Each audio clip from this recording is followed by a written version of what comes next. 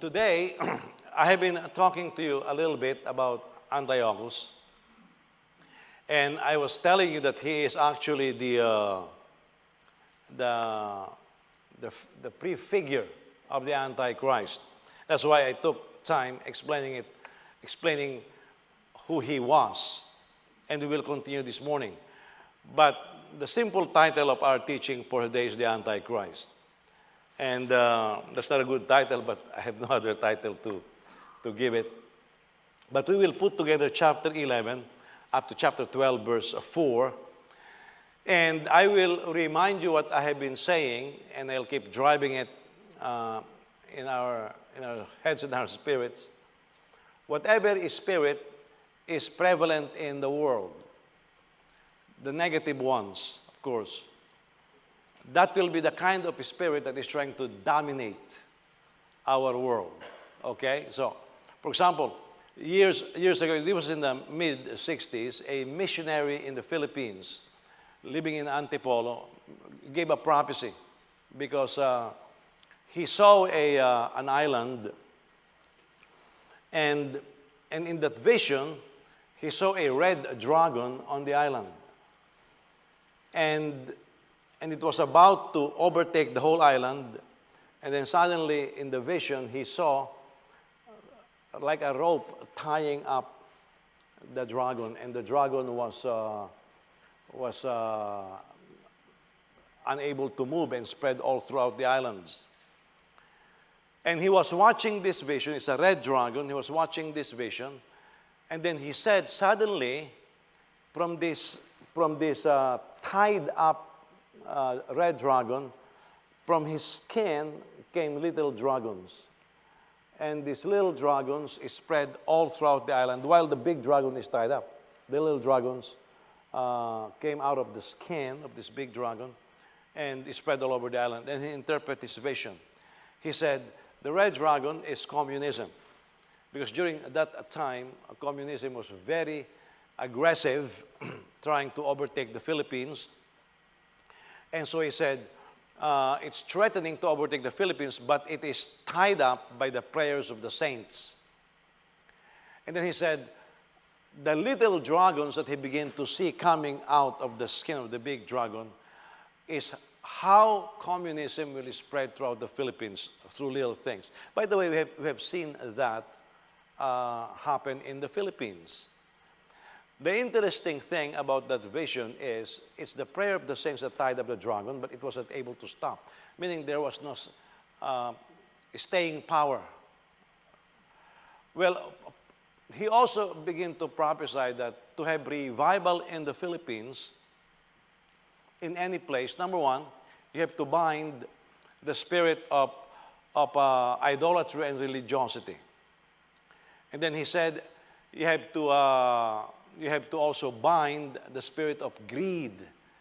And then there's another one, I forgot what he said. And he said, if you bind this spirit, you'll be able to have success in whatever you do in the Philippines. But that reminds me of what we have been studying all along. We are sometimes so blind, we just casually look on what is happening outside and say, oh, that's the new trend. But whatever culture is prevailing, that there is a spirit behind it. That's the value of understanding the spirit world. That's why the blind ones will look at what's happening and say, oh, that's what's trending today. Well, it's not just what is trending today. There is a spiritual value to it. That's why you will notice that, for example, I always talk about the LGBTQ. In my days growing up, that's a no-no. Everybody knows it's a sin. Christians knows it's a sin. But it continued to be introduced. Then we started having entertainers.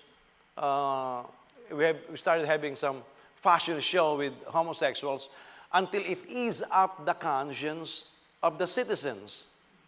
And the moment it eases up the conscience of the citizens, it becomes acceptable. When it becomes acceptable, it becomes our culture. And so the culture of sin is born. Okay? And that is what is happening elsewhere. That's why in our houses, in a small scale in our houses, sometimes we say, well, the children are different now. What do you mean the children are different now? They are no longer children. They don't drink milk anymore. They don't eat cereal anymore. They don't use diapers anymore. They don't need a caretaker anymore. What's different about them? They're the same. They're still little creatures, doing all kinds of mess. You still need to help them. What has changed is the way we look at them. And with the help of psychologists, which most of the time they don't really know what they're talking about, with the help of the psychologists, it convinced us that these are the norms. And we followed it. It becomes the culture. Okay? That right now, you cannot even discipline your children because they can call 911, and the parents basically became castrated, and they have lost the power to discipline their kids. They become toothless tigers. It gave birth to another phenomena. That is the lawlessness that is taking place. So whatever is happening out there, it will try to infiltrate the church. Look, in our time right now, we are seeing a very anti-Jewish, anti-Christian sentiment. Some people say it's anti-religion. It's not anti-religion. Have you ever heard anybody protesting against Islam? They're scared because they will be beheaded or they will be burned or something bad will happen to them. Do you see anybody campaigning against Hinduism or Buddhism? No, because it's anti-Jewish and anti-Christian sentiment that is developing. Why is that? It makes the world ripe for the manifestation of the Antichrist. Because there has to be preparations. Years ago, when I started going about the Philippines, and I was being asked about divorce and how do you call the thing in the Philippines? Annulment. We have legal separation. If you are legally separated, you cannot remarry. But if your marriage is annulled, you can remarry because annulment is worse than divorce. Annulment actually renders your marriage non-existent. It never happened. You have 10 kids, but it never happened. So it's annulled, like never happened. It was an invention of the Catholics in the early years of their religion, and now it's part of our society. Now, this is the thing. During that time, they tried to pass a divorce law in the Philippines. It failed. Why? It doesn't have the cultural sentiment. But this is what they say in the Senate, in the Congress of the Philippines. They say we have enough votes to pass divorce law. So 20 years ago, there was already enough votes in the Congress to pass divorce law. Why is that not being passed? Because the sentiment of the people is not there. But it is there now. I mean, we have our annulment law is worse than divorce. People refuse to open their eyes. It's worse than divorce. If you have ₦1,000,000 and if you are rich, you can pay the Catholic Church and they will give you a certification. It's annulled. It's worse than divorce because it never happened. Okay? So I was telling the pastors back then, I wish the Philippines will just pass the divorce law. And they told me, what? What kind of a pastor is that? Well, that's what Moses did. To prevent further immorality, Moses issued the certificate of divorce. He did not issue a certificate of annulment. But he recognized that the marriage existed, but it becomes untenable because of immorality and the web of sin that will ultimately destroy the family. And to stop that, it's a stop thing that he did. God did not approve it because in Malachi, he said, I hate divorce. But it became the law of the land, you see. So, going back to today, you look at what's happening outside. Look, we had the Holocaust a generation ago. And then in our generation, we found a group of people saying the Holocaust did not happen. And so what happened? That is now the promotion of the spirit of deception and lying spirit in the world. And now it found its footing already. That when Hamas attacked Israel, the mainstream media and some perhaps demon-possessed politicians can say, well, actually, it's Israel who initiated that. Where in the world did you get that? That's the spirit of deception. That's the spirit of lie that is now freely roaming around the world. That's why you will notice that it is helped by social media. You can post any lie on the social media and you will have following. Because the spirit of deception, the spirit of lie, has already found residence in the world. Now, all of that contributes to the coming of the Antichrist. That's why I keep repeating last week, the time of the Antichrist has come. He can manifest and he will be accepted. There are just a few things that needs to happen. Okay, so we'll go back to Antiochus, the remainder of chapter 11, and we'll move up to chapter 4, of chapter 12, verse 4 of Daniel 12. Obviously, I will not be able to finish it tonight, but these are some historical things that I'm going to show you, draw lessons from it, and begin to show you how Antiochus is the prefigure of the Antichrist, and by looking at him, we will be able to understand more why the Antichrist will be accepted, and we actually have an idea, just multiply it, exaggerate it, make it grow exponentially. We know what type of persecution is going to be launched, mainly against the nation of Israel. And the reason why I'm taking my time to explain this, because we are seeing a lot of it in our days. I mean, a lot of it. The call to annihilate all the Jews, that is a very Antichrist spirit. Okay, so if you cannot come tonight, just follow us on wherever you follow us, and make sure you have the complete teaching. Okay, but you will know some history, and you will remember some of the historical figures that we mentioned, and hopefully this morning we'll end up with how the Hanukkah, the Feast of Lights, Feast of Dedication came about, because that will be because of the Maccabean revolt. Okay, so that's what we're going to try to accomplish this morning. Let's go to Daniel chapter 11, starting on verse 21. In his place, a despised person will arise. Royal honors will not be given to him, but he will come during a time of peace and seize the kingdom by intrigue. Say intrigue. You can say by deception, by gossip, by all those despicable things. A flood of forces will be swept away before him. They will be broken, as well as the covenant prince, after an alliance is made with him. He will act deceitfully. He will rise to power with a small nation during a time of peace. He will come into the richest parts of the province and do what his fathers and predecessors never did. He will lavish, plunder, loot, and wealth on his followers, and he will make plans against fortified cities, but only for a time. With a large army, he will stir up his power and his courage against the king of the south. Again, what is the south? Egypt. Okay?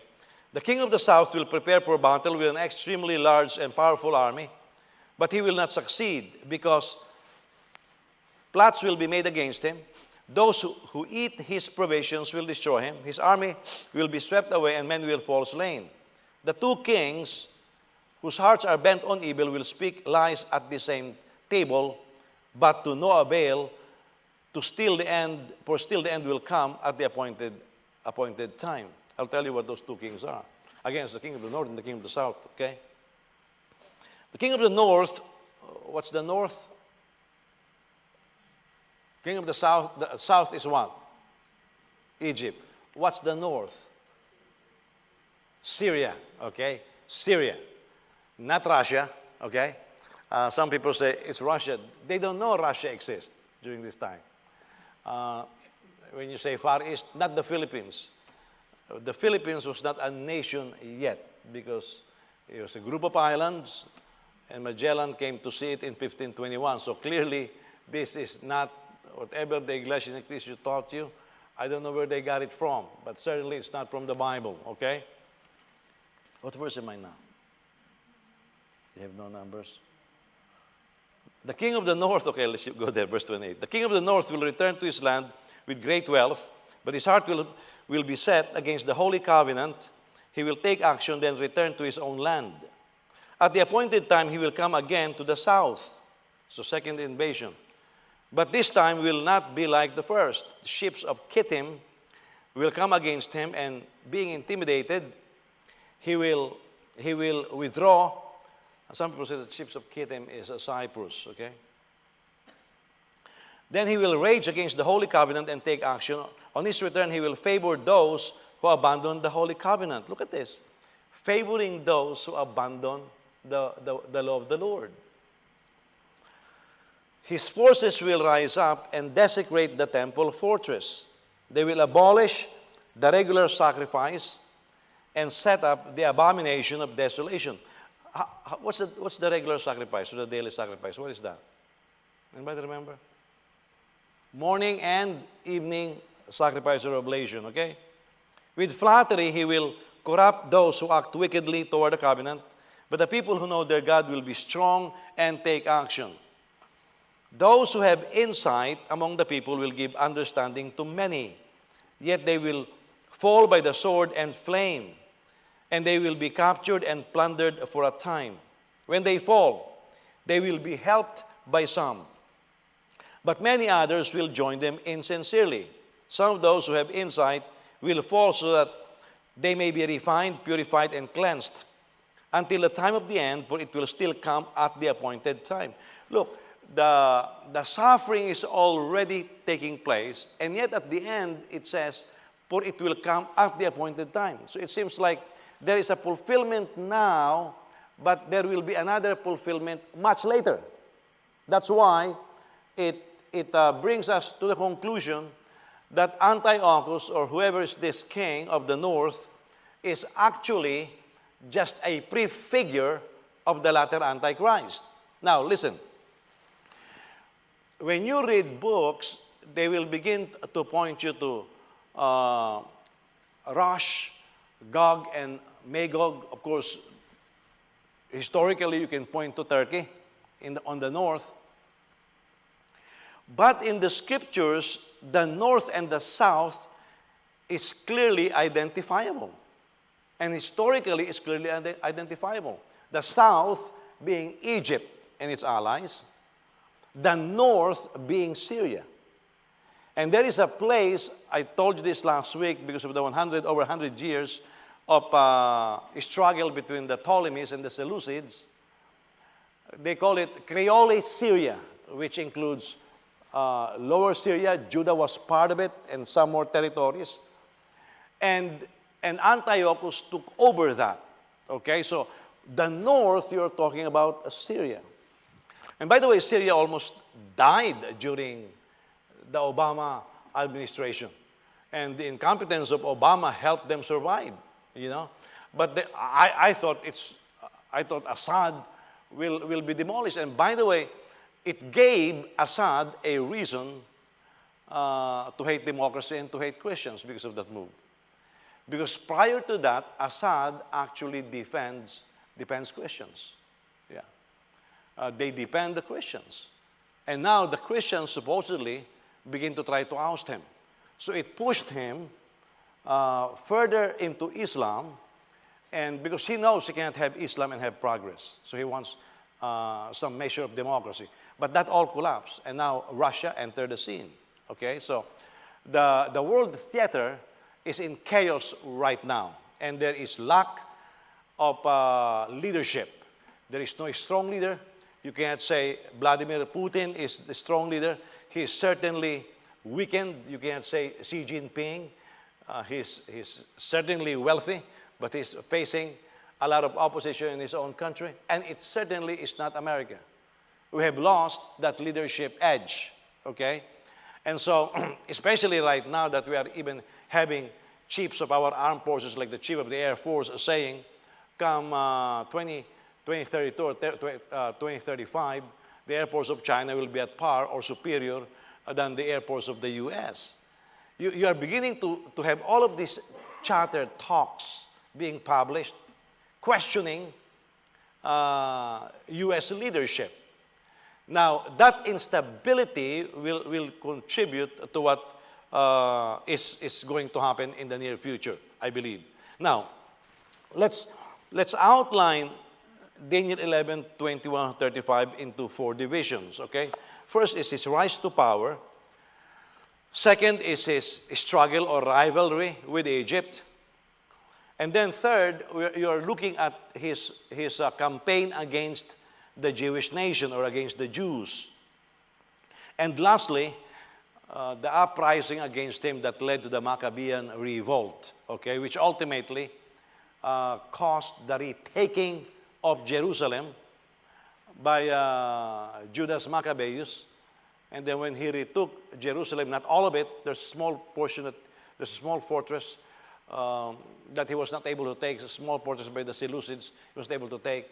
But he effectively drove out everybody, and so repaired the temple, repaired the altars, and then had the Feast of Dedication or the Feast of Lights, which is what we know as the Hanukkah. Okay? So we will go into those details, and we already said that the war has been over 100 years between the North and the South. And keep in mind, it's not just that we are talking about, it's the coming of the Antichrist. Let's look at verses 21-24 and look at the rise to power of Antiochus. Why do we have to look at it? Because I believe it is a pattern of how the Antichrist will rise, or is rising. By the way, I'm convinced he's already rising, okay? Unless we are reading current events wrong, and unless we are reading history wrong, or unless we are so wrong about all the other prophecy interpretations we have, then this will be the way to go. Look at him as a pattern. Jesus has prefigures. We see Jesus in Joseph, we see Jesus in Moses, we see Jesus in Joshua. Those are prefigures. Antiochus Epiphanes, Antiochus the fourth Epiphanes, is a prefigure of the Antichrist. Number one, he was simply described as a despicable person. Say despicable. You know, among the ancient tyrants against the Jews, Antiochus is probably the most brutal oppressor of the Jewish people. You say, what about Hitler? Hitler did not go to Jerusalem and then desolated or desecrated the temple. There was no temple. Okay? So there's a lot of things that Antiochus was able to do that Hitler wasn't able to do. I'm not saying that Hitler is a good person. He's a despicable person also. But the most despicable tyrant in history, to my estimate, is actually the Antiochus, the fourth Epiphanes. Why? He's the precursor of the Antichrist. His relationship with Egypt or the South is very complicated. Why? Because Antiochus is the uncle of a very famous figure, Ptolemy the Sixth. And his sister, the sister of Antiochus, is named Cleopatra. Say Cleopatra. Now, when I say Cleopatra, don't say, oh, Cleopatra, Julius Caesar, and Mark Antony. No, you're jumping 100 years later. There are 7 Cleopatras. The one that got involved with Julius Caesar and Mark Antony is Cleopatra the 7th. Okay, we're talking about the first Cleopatra.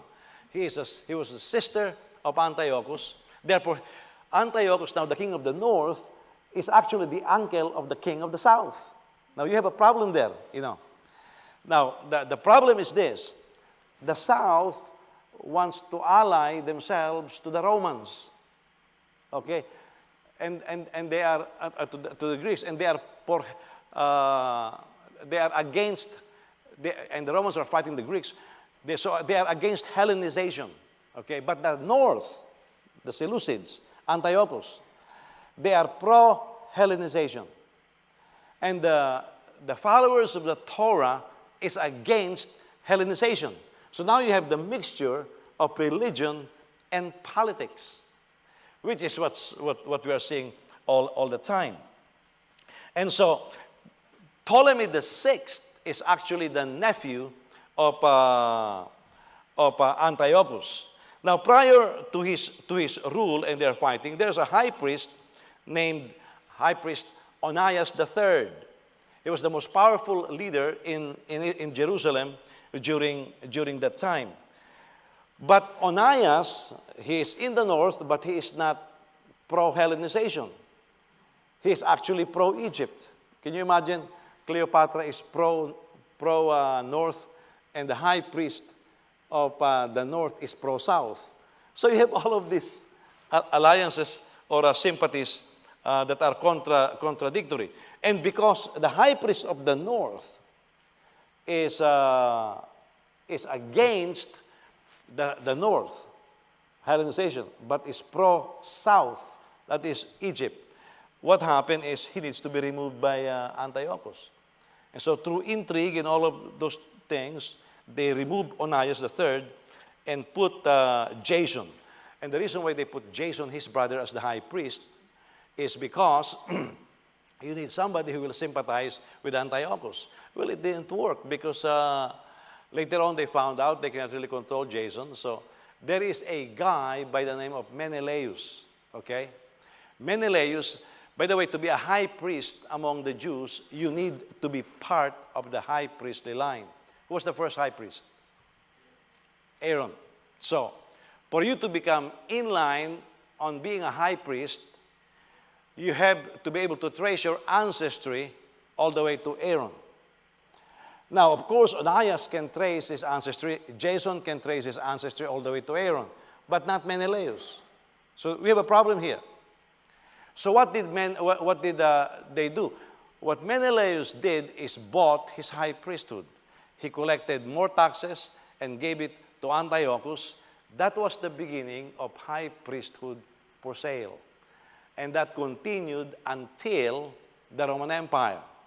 That's why during the time of Jesus, Annas, Caiaphas, the high priests during that time, they need to have a lot of money. They buy favors from governors like Pilate so that they can become the high priest. So now you have this politics and money taking place. By the way, they unearthed, archaeology, they found what they believe is the house of Caiaphas. I walked in there.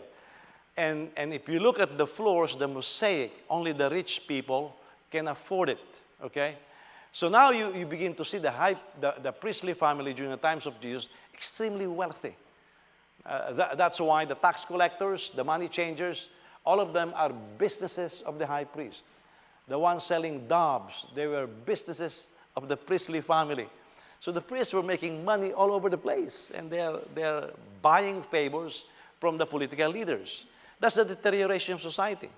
You see, when you begin to mix spirituality with politics, Eddie Villanueva, a Filipino, I've heard him say this when he was rising as a very effective evangelist in the Philippines. He's more of an apostolic evangelist more than anything else.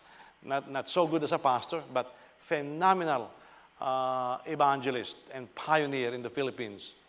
He was one of the first who was able to get a television station. Now, he was an activist. He was pro-communist. He got born again. And he told us this because we have what we call as a Bible school, and he was one of our teachers in the short-term thing that I enrolled in before. And he said this: the Lord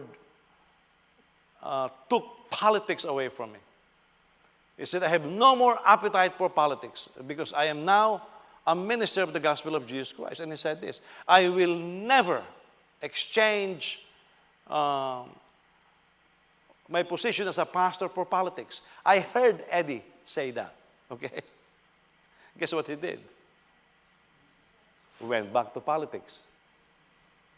You see what I'm saying? Went back to politics. Not only that, forcefully obliging Christians to give part of their offerings for his presidential campaign. Now here is a man of God, and he is a man of God, that in his campaign, so that he can garner vote, went to the congregation of Kibuloy. And I think they did not remove it, it's still on YouTube. He called Kibuloy kapatid sa langit. Well, there's a big problem because you declared Kibuloy to be born again. Well, he's not. Kibuloy called himself the replacement of Jesus Christ. He is now effectively the living Messiah on earth. He is God's appointed at this point, and he calls himself the most important man on earth today. Okay? And for Eddie Villanueva to call him kapatid sa langit, oh, that's a big leap. But that's what happens. That's why in the Bible, I will remind you, especially in Leviticus, the priests, the ministers, are actually shielded by God from this kind of corruption. How? God gave them the cities of refuge. God gave them the tithes, some offerings. And so in the cities of refuge, you actually have farms, you have animals that they are raising, you have business there for the priests. There is leather industry, because when a sacrifice is offered, they remove the skin. And then they put it on a tannery. That's the leather goods that they sell. So they make a lot of money. Why is it that God did that? So the priest can be independent from the prophets and from the king. So the king cannot buy them. And by the way, that is why Christian leadership in the West is so weak. Because we did not take that principle. In fact, in some of the Western countries, like in the Eastern European blocks, the ministers are paid by the state. And so you don't even need to work hard. The state pays your salary. That's a no-no in the scriptures, because then you will be a priest for hire. You will be in the pocket of the government. And that is what happened to Europe. They are trying, there are talks about that for years now. There was even a talk that all the tithes of the churches, born again and not born again, for as long as you call yourself Christian, they want to put them together in a common chest and then equally divide them. Well, that will not be fair. Catholics don't tithe anymore. A lot of religions don't tithe anymore. Christians tithe. But for example, we tithe, okay? Well, what happened is they will put it in a common chest, that's a suggestion, and then it will divide it. It will be divided by the government. How will they divide? According to the number of parishioners. Then we lose. Then the church, that is a talk that has been going on. They are putting in ministerial qualifications. By the way, that's why I felt I have to matriculate my doctorate degree, because now in the U.S. government, for you to be recognized by the U.S. government, you have to have at least an MDiv, but they are pushing it. They want to have at least a DMin right now. You see that now the government is trying to say something about who the ministers are. Remember the interview of Bill Maher on Mike Huckabee? And Mike Huckabee says, well, the Bible says this. And Bill Maher just proud, arrogantly says, where's the diploma? He said, I got my degree. I said, I have my MD. He said, where is it? That is not a simple talk, because he has been fed that now the government is trying to move in so that to be recognized, you have to have at least a DMin or a doctorate in ministry to be recognized by the government. That's a big leap. They are trying to put their hands on the church. And they have been. Look, in Kansas, you know that they have a law there. The church pays taxes for every car parked in the parking lot. And they have had talks here in Chicago that they would like to tax church properties. And that's one of the reasons why I pushed on paying our building, because if we are paying the mortgage of our building and they tax us, where are we going to get the money? Now, they cannot do that right now, because in downtown, what do you have there? You have castles there. You have huge properties of the Catholics and the Presbyterians and the Methodists and Moody. Can you imagine if you tax Moody in downtown? They're going to go bankrupt in 1 year. That's how easy it can be done. But the church has been allowing the government to put their hands on its business. And by the way, a lot of the churches are more than complicit. They're just willing to do that. Well, we see that in history already going on. So this continued. So Menelaus succeeded in becoming the high priest. And he is pro-Hellenism, okay? And of course, some Jews will disagree, so there was a civil war that broke out, which is troublesome for Antiochus, because he needs stability in his domain. And this is when he used deception and bribery to rally Rome against those who are against Hellenism. That's why Rome became on the side of Antiochus. Okay? And Antiochus knows he cannot defeat Rome. Okay? So that is how he rose in power, through intrigue. Now let's look at his rivalry with Egypt. And we read that from verses 25 to 28. There was primarily two campaigns that he carried out against Egypt. The first was in around 169 BC when Antiochus mobilized his forces against the south, or Egypt. Now, prior to this campaign, through intrigue, he was able to get a lot of the properties of the south. That is the one that I was telling you, the Coelic Syria, which includes Judah. Then he said, well, if my nephew will be the sole ruler of Egypt, I will have a problem. Because, of course, two kings, even though that's my nephew, they cannot coexist and rule the same domain. So he created intrigue and had people dissent against Ptolemy VI. And so what happened was he was able to establish three rules in Egypt: Ptolemy VI, Cleopatra, and the brother of Ptolemy VI, which is Ptolemy the seventh. Okay, and so he became successful in his first campaigns against Egypt. And by the way, one of the border cities. That's why it's interesting when you look at the map today. One of the border cities that he took during the time, Antiochus, okay, around 169 BC. Look at this. Where is the land that the war against Hamas is being waged right now? How do you call that strip? Gaza Strip, right? In the Gaza Strip, there is a tunnel that leads to what? Egypt. What did Egypt do with the tunnel? They blocked it because the merchant is going through. You know what Antiochus got during the time? Gaza. So even during the ancient time, Gaza is an important rule already. So even before, you can see the relationship. And the blessing is, in the Middle East, in that part of the world, the names of the places were not really changed that much. So he was able to do this, okay?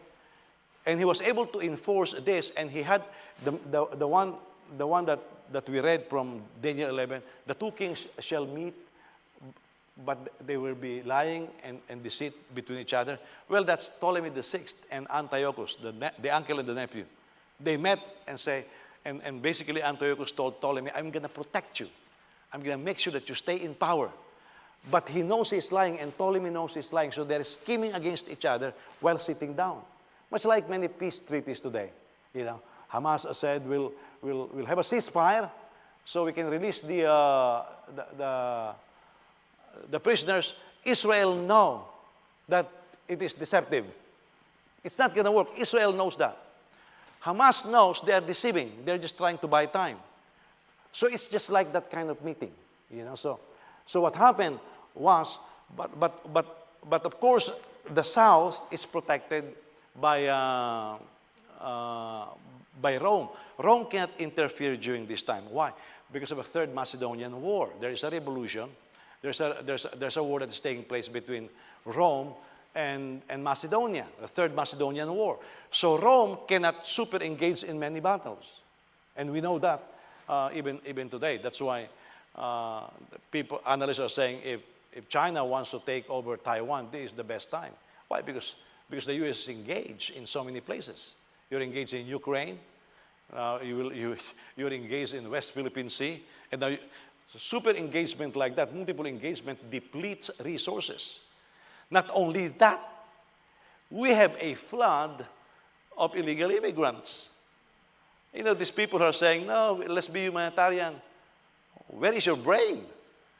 This is taking billions of dollars, and now these are resources that we are not producing right now. You see, why is it that China likes it? Because if the U.S. is engaged in multiple arenas, you are depleted. And you are not able to protect your home base. Rome knows that. So when they were engaged in the Macedonian War, they refused to touch Antiochus in Egypt. So after all of these things, Antiochus says, okay, I'm going to leave this. Ptolemy VI, you're one of the rulers here now. There's 3 leaders. I'm going to go back to Syria. Why is he going back to Syria? Because he heard that there is a brewing revolution in the north. So he was going up now. Now remember in the map that I showed you before, Egypt is here, of course. The land in between is here, then Syria is there. He was going back. Now we don't know what happened. Historians don't know what happened. He was marching his forces going to Syria. He passed by Jerusalem. And for some reason, I guess he was possessed by demons. Of course, there are reasons that we can think of, but we say it's not enough. He hated Israel. He began to do things that is despicable. So on passing through, his heart began to look at Jerusalem and say, I hate this place. And so he set his heart against the Holy Covenant. And he acted in his hostility by plundering the Jewish temple before returning to Syria. We read this in 1 Maccabees. Okay, now again, it's not part of the canon, but historically we can learn from it. So let me read to you from 1 Maccabees chapter 1. This is the story, verse 20 to 24. After subduing Egypt, that's the first campaign, Antiochus returned in the 143rd year. He went up against Israel and came to Jerusalem with a strong force. He arrogantly, look at this, entered the sanctuary and took the golden altar, the lampstand for the light, and all its utensils. He took also the table for the bread of the presence, the table of showbread, the cups for drink offerings, the bowls, the golden censers, the curtain, the crowns, and the gold decoration on the front of the temple. He stripped it all off. He took the silver and the gold and the costly vessels. He took also the hidden treasures that he found. Taking them all, he went to his own land. He shed much blood and spoke with great arrogance. How can somebody plunder a holy place, okay? Took all of this wealth, killed thousands of Jews. And then it says here, taking them all, he went in his own land. He shed much blood and spoke with great arrogance. How can you murder thousands of fellow human beings and speak with arrogance? You say, that is despicable. Well, we are seeing pictures of that today. Look at what's happening. The Hamas is, and anybody who fights Israel, they're showing videos because even though Israel has evidences of, they even have not only pedophilia and forceful gang rapes, they even proved necrophilia. Bodies are dead already, they're still raping them. And yet, they can arrogantly still speak against what they have, against the nation of Israel. And the world is silent. Basically, the world is silent. The most prestigious universities that we have were basically censored. UPenn president was forced to resign.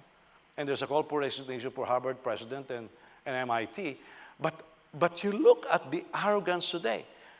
That is nothing compared to what Antiochus did. And that is nothing compared to what Antichrist will do.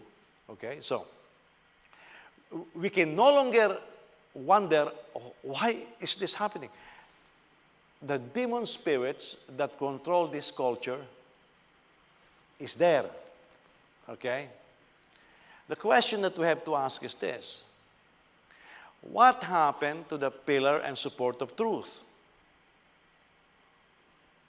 Who is the pillar and support of truth? What happened to us?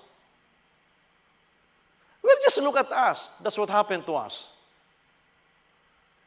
When we begin to compromise truth and we say, well, this is this little thing, that's the beginning of it. You are being conditioned so that, look, the woke movement, the BLM, the church became very supportive of that. And so now the church is very split. Part of the church is pro-Hamas. I cannot honestly tell you that all of the church is pro-Israel. No, part of the church, you have to remember the Roman Catholic Church in its entirety, okay, is anti-Semitic. You know, the Presbyterians, they are the ones who champion replacement theology. That forget Israel, it has been replaced by the church, which is not in the Bible. You see, so the conditioning is there, and that's what took place. So that was the first wave of major persecution that Antiochus staged against the Jews. But there is a second campaign against the south. That's in verses 29 to 31. So while in Syria, so now remember I told you there are triumvirate of rulers: Cleopatra, you have Ptolemy the VI, and you have Ptolemy the VII. So now Antiochus went back to Syria. Now these are brothers, Ptolemy the VI and Ptolemy the VII. They are brothers. So while Antiochus was up there, okay, the two brothers reconciled. Well, that upset Antiochus. He said, they cannot upset my plan. I want to control Egypt. So because the two Ptolemies, they begin to say, by the way, these two Ptolemies, they want to kill each other also. Because only one can be king. Of course, Ptolemy the VII wants to be the king, not Ptolemy the VI. He wants to kill Ptolemy the VI. But for mutual benefit, they decided to ally themselves, and the North heard about it. So he said, that's not going to happen. So he said, I'm going to come back and fight them again. So he launched his second invasion against Egypt. Okay, so now he came down. Oh, but there is a problem now. Because remember, on the first campaign, Antiochus was able to do whatever he wants because Rome was engaged in what war? I just told you a few minutes ago. Macedonian War. On the second campaign, the Macedonian War was over. Okay? So now Antiochus marched down south.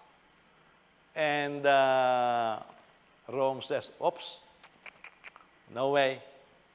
Remember, no way. I'm no longer engaged in Macedonia. I won already. I beat the king. I can now engage Antiochus. So he sent a division, a legion or something, on a ship.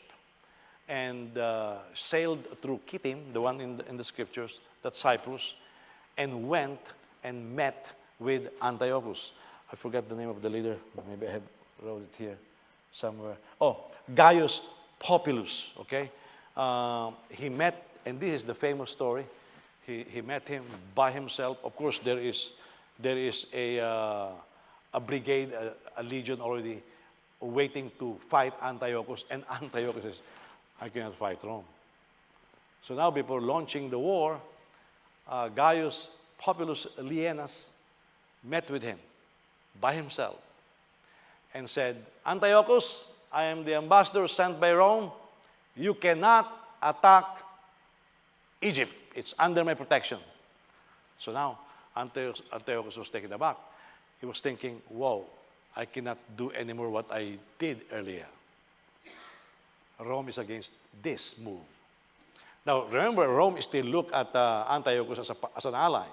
But then if you do this, we'll be enemies. Okay, so Antiochus says, can you give me some time to think? You know, politicians are like that. When they say, give me some time to think, that means they don't know what to do. They'll try to use deceit now. And Gaius says, fine, I'll give you some time to think. How much time? He took a rod And so I was illustrating this last time. Next stand up, DJ. So, for example, if he is Antiochus, what Gaius did is took a rod and draw a circle around Antiochus. And Gaius looked at him and says, that's how much time you have. You can't leave that little circle unless you make up your mind. That means there's not that much time. Meaning Rome is telling Antiochus, don't talk to me about thinking about this. You have no time. You cannot leave that circle. It's a very small circle. You cannot leave that circle. If you do, we are enemies. So Antiochus knew that he's got no choice. Rome is against me now. So what he said, okay, peace. You know, I'm leaving. So he backed off. Of course, he was able to get more wealth from Egypt. But then, this is the problem. You are humiliated in Egypt. There are no new roads. There are no skyways. There are no interstate. There's no pathway to go back to Syria. What road are you going to use? The road that you used before. Remember what he did before? Upon leaving Egypt, going back up north, he stopped at Jerusalem and ransacked the temple, right? Well, where is he going to go to right now? Jerusalem again. But he was a very angry person. Have you noticed when you're very angry, you tend to find somebody that bullies are like that. When they are angry, they find somebody that they think they can push around and vent their anger on them. You know, I was making this illusion because we made some studies. You know, pastors talk, ministers talk. You know, when you begin to find elders, deacons who are trying to push their pastor or be very strong in the church, our lesson is this: watch them in their families. They're probably henpecs. They cannot exercise any authority in the house. So they look at the church and say, we can handle the pastor because we hold his salary. We can handle the church because these are spiritual people and they preach loud. So they begin to try to act strong. By the way, I have seen that here in the church. Here, you know. People who cannot run their families, they try to come here and try to act as if they are very strong. Well, because they are handpecks in their families. That's the same thing. He cannot do anything against Rome.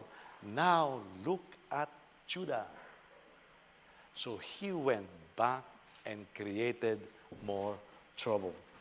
Upon reaching Jerusalem, he had the city walls torn down. He slaughtered thousands of Jews. Not only that, he sold many more to slavery. For what? For what? Because he was humiliated in Egypt. He cannot touch Rome. Let me just kill the Jews. That's what they did. Remember this talks about Palestinian things and all of those things. Well, why can't Saudi Arabia give them a piece of land? Why can't Egypt give them a big piece of land?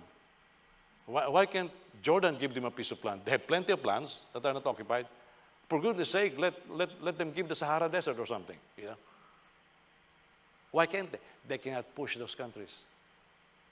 Oh, but Israel was just born in 1948. A small country. I mean, how many? 3 to 5 million people inside? Let's push them. By the way, the UN is against them. Let's push them. That's what's happening. It's the same spirit. You see? So what did Antiochus did?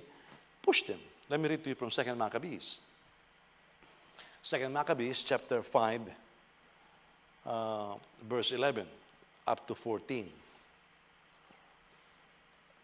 When news of what had happened reached the king, he took it to mean that Judea was in revolt. Well, the revolution in the north in Syria is Jason. Remember the one who replaced Onias III? He tried to fight back Menelaus, who bought the priesthood from Antiochus, and he tried to overthrow Menelaus. So when news of what happened reached the king, that is Antiochus, he took it to mean that Judea was in revolt. So raging inwardly, he left Egypt and took the city by storm. He commanded his soldiers to cut down relentlessly everyone they met and to kill those who went into their houses. Can you imagine that? What kind of order is that? Everyone that you see on the road, kill them all. That's it. Much like the Japanese leaving Manila after Spain sold the Philippines to the United States. I mean, they just, I'm talking a different story. That's late 19th, 19th century. Second World War, I mean. When MacArthur already beat them, they were supposed to escape.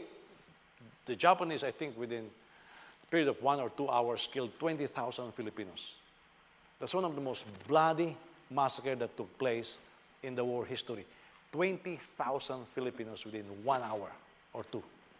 It's least is spoken of, but that's what took place. Here, Antiochus said, kill them all. They are going to their houses, just kill them, okay?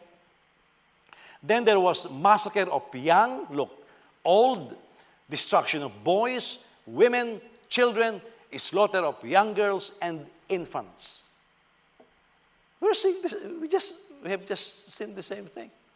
Of course, it's a different force, but the same spirit. Within the total of 3 days, 80,000 were destroyed. 3 days, 80,000 were destroyed. 40,000 in hand-to-hand fighting, and as many as were sold into slavery as were killed. How many were killed? 80,000. And then hand-to-hand combat, 40,000. How many were sold to slavery? The same amount of number that were killed. So around 120,000 were sold to slavery. You say, what kind of... You know, in the Lord of the Rings, I forgot what part is that. There was a statement made there by the king of Rohan when he said, how can you fight such evil? You know, how can you fight such evil? They are raping your women, young and old. They kidnap your civilians, and there is no outrage in the world leaders community. Where is this hate coming from? And this is what I'm telling you, this has to be satanic. There is no natural explanation for that. It has to be demonic. Otherwise, why is this happening? You know, we studied the life of Hitler, and the guy is just a corporal. Most of you are smarter than him. And one of the marks of a demon-possessed person is a sudden change in intelligence. Either you become a genius or you become more dumb. Hitler, on his part, became a genius, military genius, overnight. His charisma in speaking before the crowd will make teenagers give their life for him. You know, so these are marks of demon possession. That's why those who study demonology, we agree that Hitler was demon possessed when he was doing all of those things. And so this is the same. Look at this, okay? Not only that, Antiochus also entered the Holy of Holies, again this time with Menelaus as his guide. It's in 2 Maccabees chapter 5, starting on verse 15. Not content with this, not content with that, all the murders, 120,000, all the slaveries, 120,000, not content with this, Antiochus dared to enter the most holy temple in all the world, the Holy of Holies, guided by Menelaus, the false high priest, who had become a traitor both to the laws and to his country. He took the holy vessels with his polluted hands and swept away with profane hands the votive offerings that other kings had made to enhance the glory and honor of the place. Now this guy entered the Holy of Holies, guided by the false high priest. That is an amazing thing.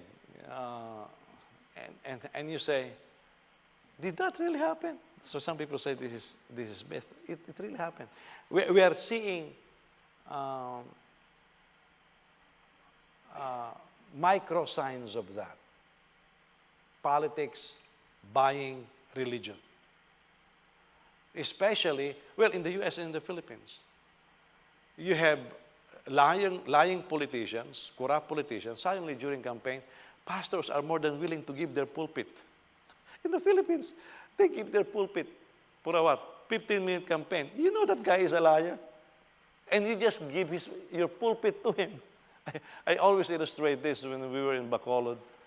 We were having lunch, and suddenly this distinguished-looking gentleman walked in Barong Tagalog, very formal, tall, and handsome. And the other pastors, the poor pastors, begin to greet him like he's a king, you know. And they sat him in front of me. By the way, as much as possible, when I'm doing seminars during lunch, I just want to have my lunch. But because you're tired, but some people want you to not rest. So they sat him in front of me, and he was talking to me, and after that, he left. After he left, the pastors came to me and said, so how much time are you going to give him? I said, what time? Well, he needs to make a speech. I said, what speech? He's running for governor or mayor or something like that. I said, what do you mean? Well, the pastor here knows him. He's got to give his speech. I said, no, he's not. He said, but he's friends with us. I said, he's friends with yours, but not with me. I said, he's not talking. So the guy left, you know. You know who else left? The pastors who were under his pocket. Do I care? No. They don't pay for any of those things. So they left. Later on that night, I spoke in one of the biggest charismatic churches in the city. And I asked, because he was a student of mine, I said, do you know this guy? He said, yeah, he's a friend of mine. I said, well, this is what he tried to do in my meeting. He said, good for you. I will not even let him speak in my church. I said, why? He's very corrupt. I said, how come other pastors are following him? That's what happened. You see? That's what's happening. So in a micro measure, we are seeing that. So is that possible? Yes. That's why it is important that pastors, leaders, should not be for sale. That's why we'll go back to what I said in Leviticus. The priests, the ministers, has to have independence. We have to have financial independence. Because if other people control our money, they'll try to control us. That's why God says, you have the tithes, and you have some of the offerings. But guess what the West did? They tried to give it to the deacons. They tried to give it to everybody else. No, they don't have control of these things. But because the balance is being upset. And this is what's happening. Menelaus, the false high priest, bought his priesthood by oppressing the Jews with more taxes, gave it to Antiochus. He became the high priest. Yeah. And because you are under his pocket, Antiochus says, by the way, I want to enter into the Holy of Holies. And made the Jews even angry with me so they can rebel against me, so I can kill them all. That's the motive. Why in the world does Satan wants to annihilate the Jews? So that he can stop the plan of God. That's it. The plan of the Lord is for a glorious nation of Israel in the end times, and more so that we will be discussing in the future. But that is all there is to it. He wants to stop the plan of God. Of course, he will not succeed. So as a policy, what Antiochus did is, if you forsake the covenant, I will honor you. I will give you money. If you abandon biblical faith, I will give you favor. Compare that to the mark of the beast. Compare that to what is happening right now. Remember that too long ago, the Sisters of the Poor, it's a Catholic order of nuns. If you will do abortion and do contraceptives as such, because by pure doctrine, Catholics don't even like contraceptives. An Orthodox Catholic doctrine prohibits contraceptives, even contraceptives. So the Sisters of the Poor are against that. And now, the Obama administration is forcing them to do all of those things. Bring them to court and all of those things. That is religious persecution. Okay? That is, and do you guys realize right now, if you are conservative, Listen to the liberal, to the progressive Democrats, and some progressive Republicans. Listen to them. If you are conservative, they will tell that you are a threat to the American democracy. What do you mean a threat to American democracy? They have already removed democracy from America. I mean, a threat. What is this? And some of the superstars in Hollywood that you like Captain America. Who's that? What's the name of the Captain America? Chris Evans. He said that if you still have religion, if you still believe in God, you are backwards. You are ancient. You are archaic. It's different times now. They are going against those who has the faith. And so that pressure is on. So what happened during the times of Antiochus? Some Jews allied with him. Yeah. Some Jews began to ally themselves with him. Okay? So, after he ransacked those things, Antiochus went to Syria, of course, and left one of his trusted soldier, Apollonius, to ensure that there is no rebellion in Jerusalem. Well, Apollonius made things worse. Number one, he polluted the temple by allowing Gentiles to worship the other deities in the temple. So they begin to put icons. They begin to put, how do you call this? They begin to put idols. You know, right now, so for example, the Catholics, they worship idols. They call it iconology. Well, because of their ignorance, they don't know what icons were for in the early days. In the early days, most people cannot read or write. You see, for example, in the old traditional churches, you have stained glasses, right? What are stained glasses for? For colors, for Christmas? Stained glasses, those icons, they are to be read as a story. I say, wait, that's not new. Remember the hieroglyphics? You go to Egypt, the drawings there, you read the message. Okay? You read those messages. Icons were like that. The moment a believer sees an icon, there is a message there. And it's not the icon that they look at, it's the message. You don't need that anymore today. Why? Some of you don't even bring a printed page of the Bible. Why? Because you have an iPhone. You can pretend to be reading the Bible while playing your games. You know? That's why iconology was important in those days. Because people don't know how to read and don't know how to write. We know it now. And they are not meant to worship those things. They are meant to read the message. Okay, so now what happened is this.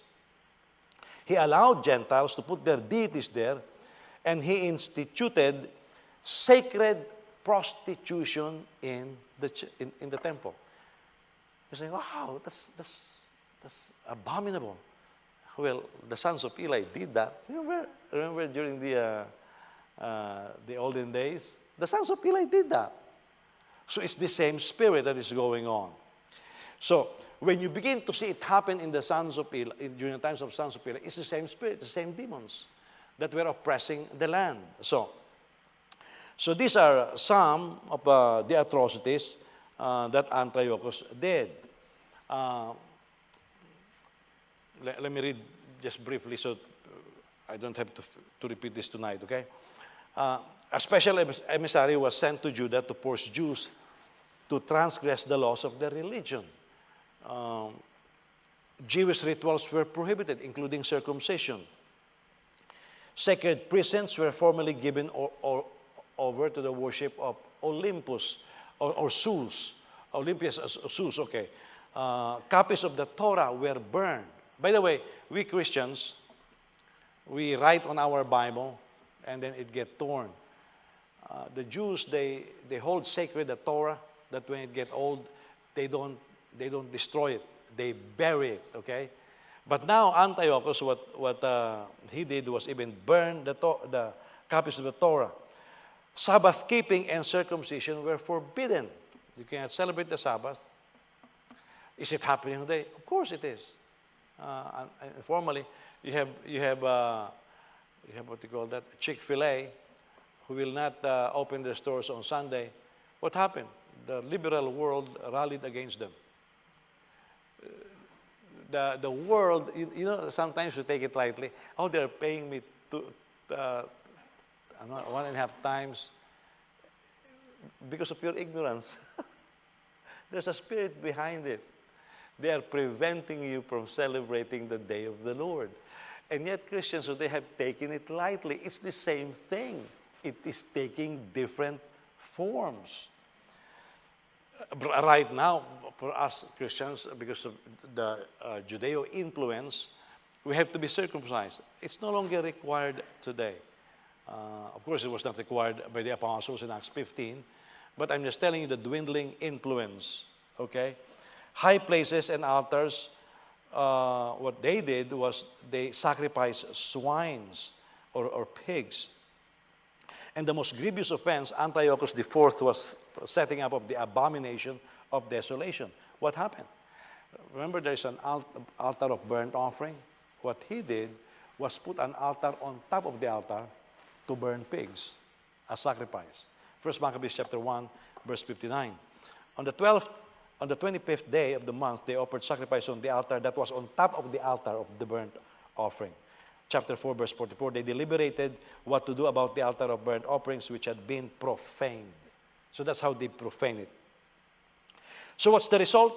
Verses 30 to 35, it gave birth to the Jewish uprising against Antiochus, known as the Maccabean Revolt, because there are faithful Jews. So the faithful Jews, they saw the assault on their faith by Antiochus. They were horrified. They said, this is unimaginable. And so they say, we will take up position against the tyrant. We will rebel against him. So, on the other hand, there were unfaithful Jews who followed Antiochus Epiphanes, and they forsook the word of the Lord. The same thing today. We have Christians who are pro-LGBTQ. I'm telling you this, if you are pro-LGBTQ, you better repent. That's an abomination before the Lord. And some Christians are taking it. The Methodist Church is split because of that, not too long ago, on the account of same-sex marriage, okay?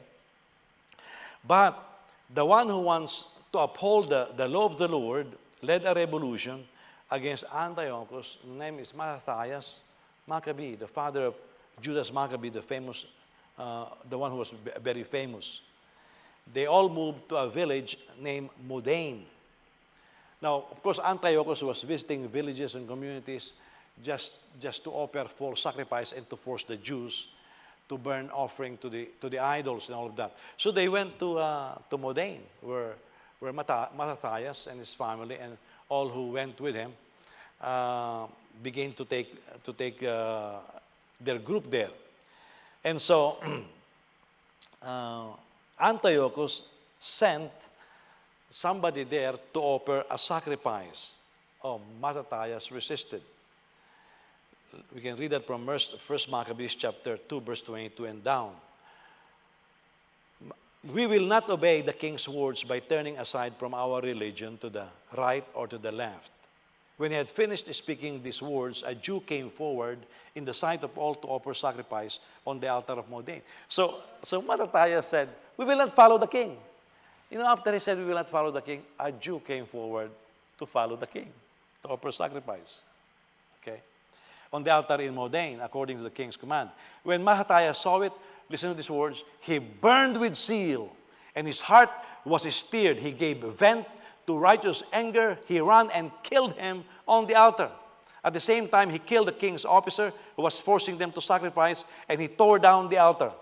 Thus he burned with zeal for the law, just as Phinehas did against Zimri, son of Zalu. Remember the tent in the Old Testament? Then Matthias cried out in the town with a loud voice, saying, "Let everyone who is zealous for the law and supports the covenant come out with me." Then he and his sons fled to the hills and left all the way, all they had in the town. That's a bold step. He rebelled against Antiochus the first, and the first commander of that revolution is Judas Maccabeus, his son. Joining them were faithful people of the Torah. They are what they call themselves the Hasidim. You know, Pharisaic Hasidism came from this. Okay, so the Hasidim came from that, and this was a long and bloody revolt. They experienced victories and at times defeat. They remained faithful to God. Some died by the sword. Some Antiochus burned to the flame. By the way, as difficult as that was, the trial and testing of the Jewish people will just escalate for a reserved time. That is just the prefigure of the Antichrist. Now think forward. When the Antichrist comes, he will do worse. Okay? So, but that is at the appointed time, according to verse 35. Now, of course, Antiochus was engaged in wars and revolutions like this. It takes money to finance war. Okay? So what he did is he went to the villages of the Parthians. Now that is when delusion takes place, you begin to forget who you are fighting. He went to the villages of the Parthians. During this time, the Parthian territory included part of Jordan. Okay?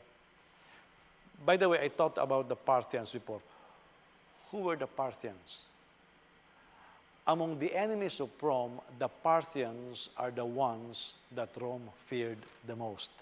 Okay, so even Rome was afraid of the Parthians. These are vicious warriors. That's why Herod the Great fortified Masada. Some of you who came with me in Israel, Masada will be the first fortress that the Parthians will have to go through to go to Jerusalem. So to brown-nose the Romans and to have the Romans finance the building up of the Masada, he used the Parthians. Well, that is the mistake of Antiochus. He went against the Parthians. He was killed by the Parthians. Okay? So after he was killed, a general named Lysias stayed in power, but Judas Maccabeus made headways and finally, after some time, reconquered Jerusalem. He rebuilt the temple, and he said, we have to rebuild the altar, and let's reinstitute the Sabbath, let's reinstitute the sacrifices, the daily sacrifices. And so they dedicated finally on the 14th of December, what year was that? 164 BC. They rededicated the temple, restored the daily sacrifices. So an account of this was, what happened was the Feast of Dedication, or the Feast of Lights.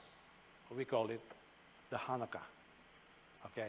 That is what is being celebrated. Well, in this time, the Jews are celebrating that. But that's what happened. Okay?